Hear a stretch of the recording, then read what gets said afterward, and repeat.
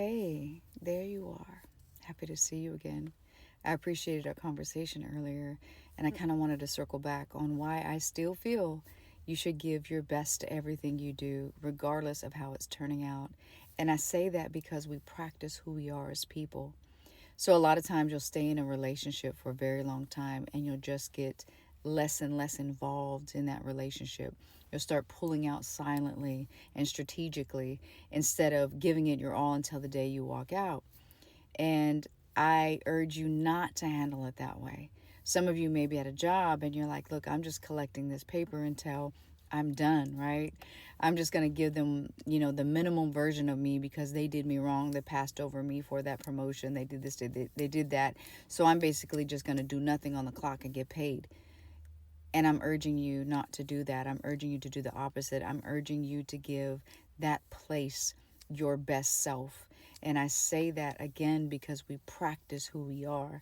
So if you stay in things to a point to where you get bitter and you become half of who you are, and then you wait to walk out, you've really practiced being halfway and bitter and walking out. If you stay with something until you feel like, hey, I've given it everything that I have in my best form, in my best self, and then at that, then I can go. Well, what that's teaching you is to give it your all until your all is always just that version of you. You're always your all. And that practices you in being your best self. What that will create in you is a habit of not getting into things that don't promote your best self, because you'll understand in the journey of being with this job or with this person or in this situation, it's going to require me to be my best self because that's who I've practiced. That's who I've become. That's all I am, is the person who is the best of me and who keeps on becoming. And the other part to this is so many times we jump into things because we think we'll enjoy it without even knowing who we are. But we expect the other situation to fulfill the anticipation of something we don't even know about. Let me go ahead and make that a little bit more simple. Sometimes we will dedicate ourselves to somebody expecting them to love us, but we don't even understand what it is that we need to know that we feel loved or to continue into something for further or longer in a situation that we feel is beneficial to us or that we're feeling loved. Sometimes we go to a job and we waste the job's time because we never wanted to do that assignment anyway. But we get in there and then we're mad at the job because it didn't turn out the way we wanted to. But we didn't even know if we liked that type of work anyway. Now, I'm not saying don't experiment with life and don't go and try and do and be and have. What I'm saying is do homework on yourself too.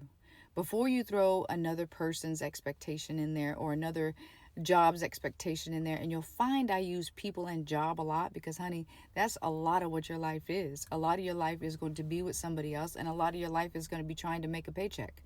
So those two areas are so important. But the one thing they both have in common is you. So if you don't know what your isms are or your shortcomings are or your strengths or your best areas, it's hard for you to tell somebody what you need or what you require when you're not even sure of that for yourself. That requires time alone. So many times we want to fill so much time with things, and that becomes our identity. I remember one time I had this client and I asked her, I said, what is it that you like to do? And she had told me, she said, I don't know. She said, I really don't know. She said, if it's not my friends or my family doing something or doing something with where I work, or she said, I really don't know what I would like to do if none of that was around. And what I found out was she's really not alone. There's a lot of people who really don't know who they are without all these things that are constantly moving in their life. So just to recap, I say all this stuff out of love, right? Stop expecting people to love you and you don't know you. And then you're mad because you trusted them with who you are and your love. And then you're mad that they didn't show up in a space you didn't even know you needed or didn't need. You're expecting a magician on the other side of you. Same thing with a job. If you don't know what your passion is, or if you don't know what you're after, maybe you could care less about the passion, but you're after the paycheck. Then don't be mad at what the job pans out to be because you were after the paycheck and not the job.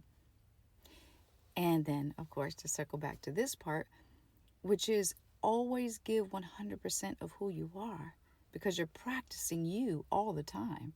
So if you're going to be partial with things, you're going to practice being a partial person. If something no longer serves you, the best thing you can do is remove yourself. Because the more you keep watering yourself down, the more you're practicing a version of you that's watered down. And I don't think that's who you're going to become. And that's also not going to attract the situations you want to attract. People know when you're whole. They know when you're full of you and life and love and just light, and they understand. Or they see when you're worn down and tired. It comes out in your voice. It comes out in your touch. It comes out in your desires. It comes out in all that. You're not as invisible as you think. You're more transparent than you think. Anyway, I didn't come on here to harp. You know I love you, right? All right, well, your cookies are on the table, and I'll talk to you later. I appreciate you, and you are worth it. And yes, you can have it, but it begins and ends with you. And that's what I'm trying to get you to understand. Practice the best you at all times, and stop expecting from situations what you don't even know in yourself. Yes, explore this world, but don't do it at the cost and the expense of other people. Do it in a way that's open and honest. All right. Until next time, I'll talk to you soon.